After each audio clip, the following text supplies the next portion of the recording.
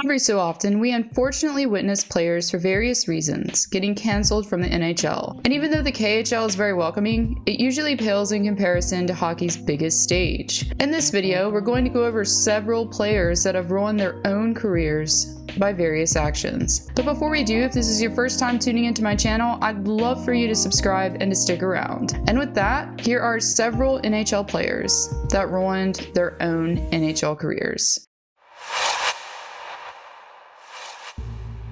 Drafted in 2012 by Nashville, 89th overall, Brendan Leipsic spent the bulk of his career in North America, playing for minor league teams. However, after playing close to 200 NHL games over the span of 5 years, the forward ended up making a grave mistake. Back in 2020, Leipsic made the decision to blast current and former teammates in a group chat. Brendan's brother Jeremy was also present in the group chat, along with NHLer Jack Rodewald. Now, some of these comments are just too graphic and offensive to go into, but here's some of the more milder ones. For starters, Leipsic called Tanner Pearson's wife fat and made derogatory remarks about Connor McDavid's wife's Lauren's legs. He also dissed his teammates at the time, Garnet Hathaway and Nick Dowd, by calling them losers. After Leipsic announced he was hacked, the screenshots containing the offensive verbiage were leaked for the hockey world to see. A spokesperson for the Washington Capitals told the New York Post, "We will handle this matter internally."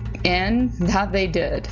The NHL also released a statement as well, saying, "The National Hockey League strongly condemns the misogynistic and reprehensible remarks made by players Brendan Leipsic and Jack Rodewald. There is no place in our league for such statements, attitudes, and behavior, no matter the forum," the statement read. Eventually, Leipsic made his own informal apology on Twitter, saying, "Yesterday my friend's Instagram account was hacked and an individual circulated images that are representative of private conversations I was a part of," he says. "Fully recognize how inappropriate and offensive these comments are and sincerely apologize to everyone for my actions. I am committed to learning from this and becoming a better person by taking time to determine how to move forward in an accountable, meaningful way. I am truly sorry," he said.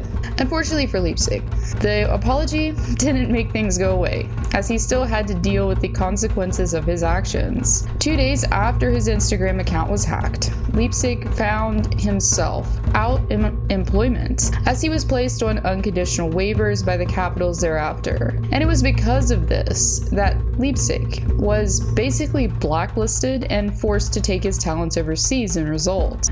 He played his inaugural season in Russia throughout the 2020-21 campaign and is currently suiting up for which is a KHL team.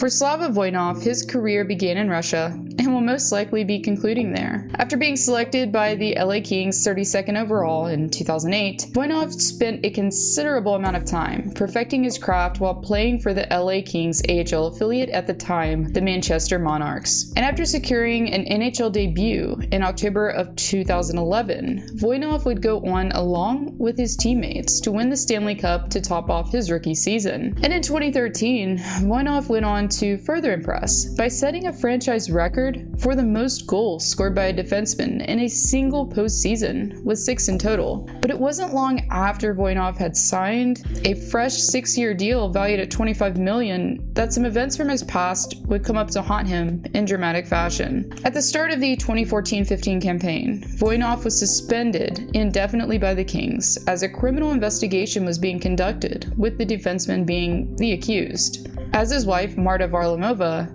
had come forward alleging that she had been the victim of domestic abuse at the hands of Voinov for quite some time. Following alcohol consumption, Varlamova went on to say that her husband became aggressive every time. Even though she refused to testify against her husband, the courts still convicted Voinov on a reduced misdemeanor charge and sentenced him to 90 days in jail, counseling, and 3 years probation. After receiving a lengthy suspension, which officially ran until the end of the 2020 playoffs, Voinov returned to his home country and began playing for SKA St. Petersburg. Since then, he's remained in the KHL all the way up to the present, along with representing his country at the international level. Alright guys, the NHL season is upon us, and you know what that means. It's time to stock up on all your favorite team's merch. And that's where Fanatics comes in, since they're the ones producing NHL jerseys for the time being. If you're planning to buy one or other Fanatics products, you can support me by simply using my link. Once a Fanatics site appears, you can make those purchases just like you would originally. My link will be down in the description for those who are interested. And now back to the video.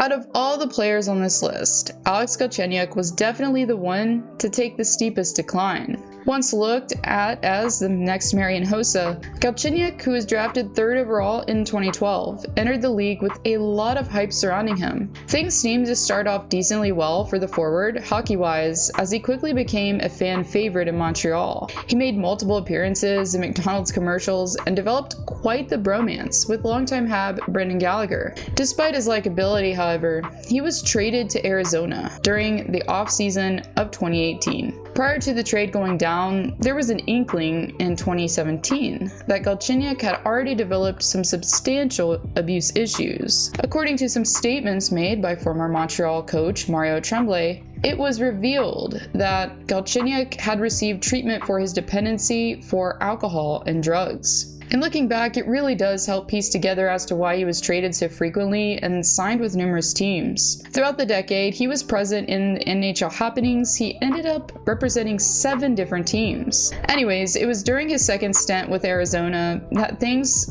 for the forward quickly began to unravel.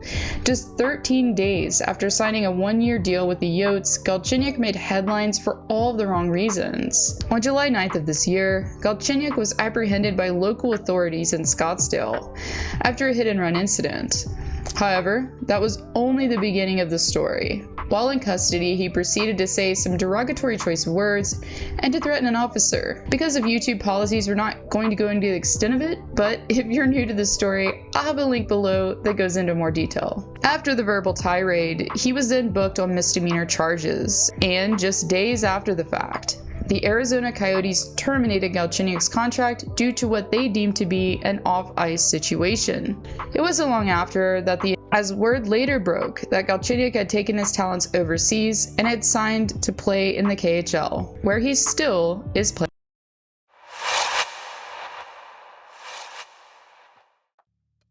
Most of us know of Sean Avery, and some of us that do would like to forget the fact completely. However, in case you don't know, Avery was an absolute riot during his NHL career. And aside from the situation that I'm about to touch on, he was able to stir controversy on several other occasions. If you're wanting to learn more about Avery's past after this, be sure to check out my video that goes into lengthy detail on what I like to call jerk moments from Avery. Anyways, back in 2008, Avery, who managed to find a temporary home in Dallas, was particularly anxious for game day interviews to commence. Since the Stars were set to compete against the Flames that evening, the team had a morning skate at the Saddle Dome hours prior to puck drop. Avery, who had previously ignited some flames, well, one in particular in Drew McGinley, was given the floor by the media. Instead of elaborating more on his comments on Calgary's captain on why he saw him as boring, the forward then turned his attention to another member of the Flames roster, defenseman Dion Phaneuf. I just want to comment on how it's become a common thing in the NHL for guys to fall in love with my sloppy seconds. I don't know what that's about, but enjoy the game tonight, Avery said. Avery was referring to his ex-girlfriend Alicia Cuthbert and a relationship with Phaneuf. Following the comments, Avery was suspended by the league indefinitely, but ended up serving 6 games before it was announced that Avery wouldn't be returning to the lineup. When questioned about his take on Avery's comment towards the relationship with his girlfriend at the time, Phaneuf said, "A very disrespectful comment, and the league took action, and I definitely agree with how the league took action today." While this one may be a bit of a head scratcher to include here, because Avery continued to play for the New York Rangers later on, just hear me out. After this whole incident, this naturally caused other teams to shy away from accepting Avery's services, except a team that knew exactly what they were getting by taking him back. As Avery had 2 separate stints with the Rangers in his career, with the first one being from 2006 to 2008. And when he returned to the Big Apple a year later, a change had been made behind the bench in his absence, the addition of John Tortorella. And as you'd almost expect, Avery and Torts' bold personalities didn't exactly mix well. Avery has been extremely open with his dislike for the former John Adams recipient. In an article that I'll link down below, Avery said that he had decided to retire because the game was no longer fun for him and that he couldn't take any more abuse from his coach. Therefore, if what he's saying is true, which I know you have to take with a grain of salt, there was some self-sabotage here. Avery had built such a reputation league-wide that his choices of where to play had become extremely limited. After he did finish his season out with Dallas as AHL affiliate, the Rangers were heavily criticized for even entertaining the idea of adding Avery back to the roster. So yes, in essence, after multiple incidents crafted such an image for him, Avery was forced to hang up the skates at somewhat of an early age of 32. In conclusion, hopefully each player that we went over has done their best to learn from their mistakes and is doing well out there today in all aspects of life. If you enjoyed this video, please make sure to like and subscribe to my channel for more NHL themed content. And as is a tradition on my channel,